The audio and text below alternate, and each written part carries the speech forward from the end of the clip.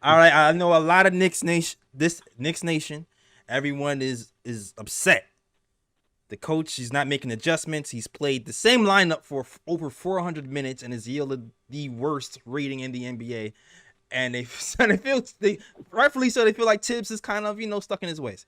Um, do you feel like the front office is actually looking to remove Tibbs at some point because they feel like they are in different spaces, or do you feel like maybe they call some of their own doom and they're trying to let him live and have another year to figure it out? Yeah, I would have said 3 weeks ago that it's not even an option, not even on the table. I don't think Tibbs is getting fired before the end of the season. One, it doesn't accomplish a lot. Two, there's solid relationship there. It's not like Leon Rose came in with Tibbs already in place. These guys have worked together. Tibbs is a CAA client. They have a professional relationship that goes back decades. So they're not going to look to throw anybody under the bus. They're not looking to disrespect anybody. Even if they did, it's not like they're a 5 seed and they, fire up the team and we'll get, home court advantage. And, so there's little to be gained at this point from firing Thibodeau. Do I think that there's a possibility that they'll look at replacing him this offseason? Yeah. I think when a team plays as poorly as they do, and a lot of it's self-inflicted, or at least you could make the argument that a decent percentage of it is self-inflicted by the stubbornness of rotations. Yeah. We saw Obi and Randall 4-5 today. It took both centers that were the only centers that Tibbs was willing to play, both had to foul out Right. for us to see that, can an Obi Randall 4-5 combo work? Is there issues there? Definitely.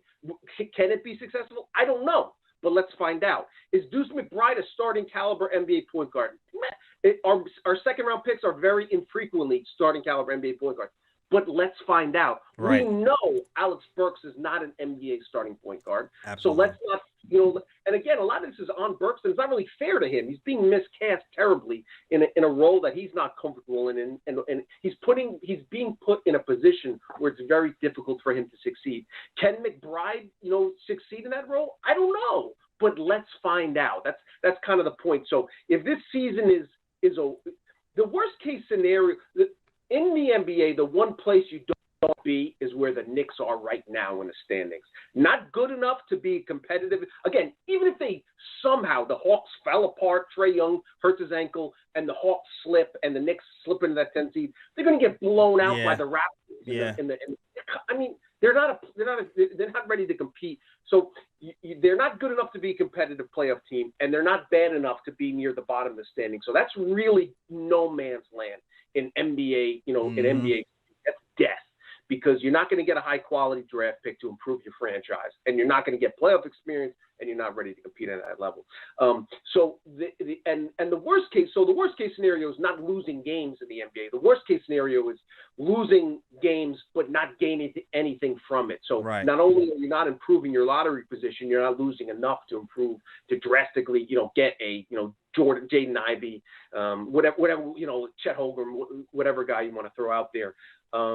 And so you're not gaining that in terms of draft position. Now you're not even learning anything about the guys you spent last year's draft picks on. Find out if Deuce McBride can play. You traded a first round pick for Reddish. Give him 30 minutes a night with the starter you talked about. Mm-hmm. Not throw him out there with guys he hasn't practiced with, etc. And also let McBride know once you make a mistake, I'm going to yank you when we're going back to first. Let these guys know, give them confidence. Listen, you're going to be out there. We're going to roll with you. Play hard. As long as you play hard, we can live with mistakes. And I think that's kind of the issue.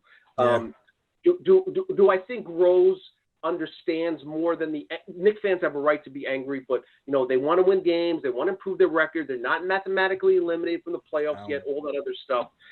But again, if you look at the season and these guys haven't been given a shot, and there's really nothing to show for it, will public sentiment be so strong that Dolan comes to Rose and says, "Listen, we got it. The fans are going crazy. My ticket sales are down 17%. The ratings are down 31%. You got to throw meat to the wolves either I'm gonna, you got to fire something. Listen, this is reality. It's This happening. Business, it's slowly happening. So do I think that will be on the table if things kind of continue? Because right now the Knicks aren't just bad; they're boring and bad, and that's a deadly combination for a fan.